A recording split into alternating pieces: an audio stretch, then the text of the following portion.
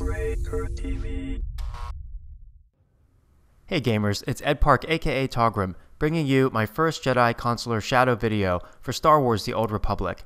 This is the mirror class to the Sith Inquisitor Assassin, and today we're going to look at the infiltration spec, which has mechanics similar to the typical rogue archetype. So that means obviously that you can stealth, and once you're stealth, at lower levels your movement takes a slight hit, although by level 17 you gain most of your speed back. The main attack for this class is called Shadow Strike. Its only requirements are that you are behind your target and have 50 force. Force is our energy bar. It has a maximum of 100 without talents, and it regenerates at a mostly linear rate, although some buffs and procs will speed up the rate of force regeneration. We have an ability called Force Breach, and its effect depends on which stance or technique you're using. If you're using Force Technique, it puts a dot on your target. In the Combat Tanking Technique, it does a point-blank AoE. Force Technique has a 50% chance of adding additional damage whenever you do an attack. Combat Technique has a lighter weight proc, but the main reason why you use Combat Technique is for the extra mitigation and the ability to put Guard on a friendly player. Guard is a buff that will redirect 50% of the incoming damage to that target to you, so it can be really critical in PvP in helping a focused friendly who's getting focus fired stay up. We have a lot of CCs to work with. There's a point-blank AoE, a 30-meter range stun, a channeled snare ability which has a short range of 10 meters that can be pushed out to 30 meters with force potency, and we also get an ability called Force Lift, which is similar to the sheep from WoW, although since I play this as a melee spec, I don't find it to be terribly useful when trying to close the gap to opponents. So we also have a taunt ability at 16. This video is at 15, so you won't get to see me use it, but when you taunt an opponent in this game, it basically reduces their damage by 30% against anyone except for you. So let's look at my level 15 infiltration spec Shadow in a Huttball match. As you are probably aware, this is a map that favors range DPS, so I thought I would take a Huttball match for my video. What you'll notice here is I'm constantly melee strafing behind my target so I can use Shadow Strike. Shadow Strike hits like a truck. Even on a non-crit, it still lands for about 1500 to 1800 damage, and this target is so low health, I go ahead and use Double Strike as a finisher. Double Strike doesn't have a positional requirement, and it only costs 25 force, so it's a very good ability to use, although obviously for burst damage, you want to use Shadow Strike as much as possible. When Shadow Strike crits, you'll see numbers as big as 3300, and if you get back-to-back Shadow Strike crits, you're literally looking at taking half of an opponent's life bar away, which is really big in this game given the length of combat. Time to kill a player is much higher in this game compared to other games.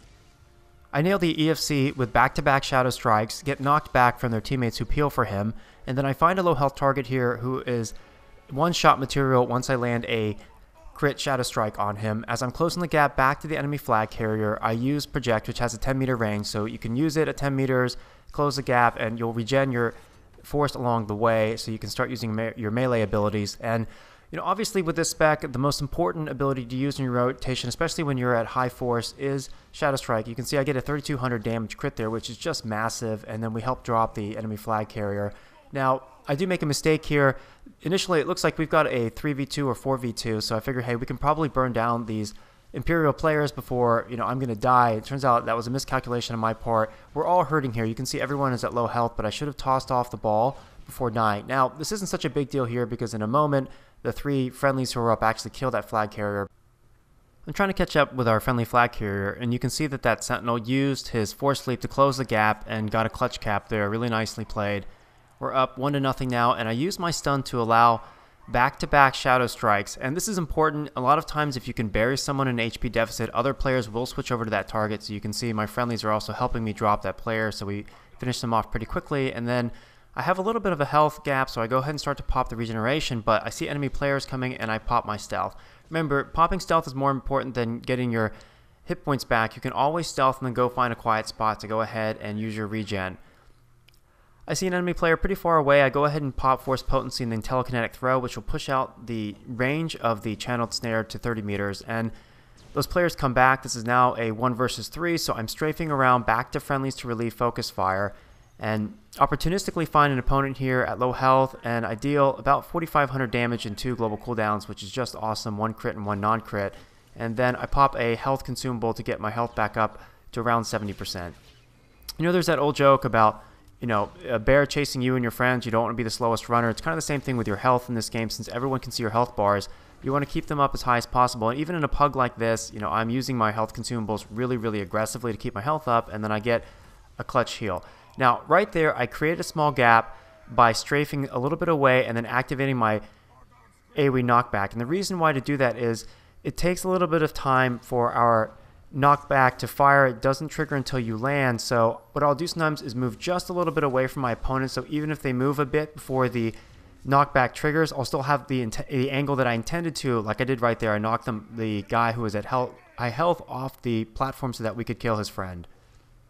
So I'm trying to catch up to the flag carrier here. I use my knockback to put an enemy player down in the pit, and then I use my stun from 30 meters to peel for the flag carrier. It's important because this player right here has multiple crowd control abilities since this is my mirror class. They've got that 30-meter stun. If she wanted to, she could have popped her basic sheep ability. It's, you know, the cast time ability that takes 2 seconds, and it'll incapacitate a player and heal them while they're incapacitated. But actually, I'm not sure about that for PvP, but regardless, I use my crowd controls aggressively to make sure that this player is able to get the distance and gap that he needs to cap without a problem, because we're right by their base, and it's really important just to make sure none of the resolutes who come down have a shot at slowing him down or stopping him. So I put guard on him, and in a pug I've had mixed results using guard. Basically, you know, when you're guarding other players, a lot of the incoming damage for them gets redirected to you, which isn't a problem if you're getting healed, but sometimes you don't get healed in the pug.